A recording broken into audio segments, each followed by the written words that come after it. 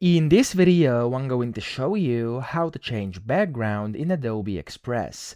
Now, depending on what you want to do here, if you want to use an image and actually change its background, or if you simply want to change the background color, I'm going to show you both.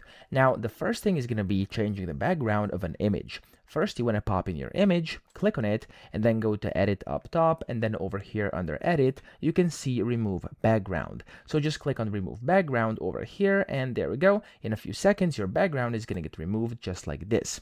Then the second step here is going to be to actually upload your new background or find it wherever you want. So I'm just going to actually pick this one as the background. I'm going to click on it to, of course, enable it in here.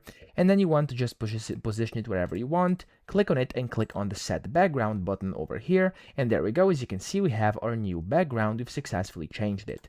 But if you simply want to, of course, just change this background over here so it's not white, you can simply click on the Edit page up top, and then over here you can see color. Click on that, you can pick a different color or even a gradient or something similar, and that way you can change your background as well. So that's it. I hope this video helped you out. If it did, please subscribe to the channel and help me out as well.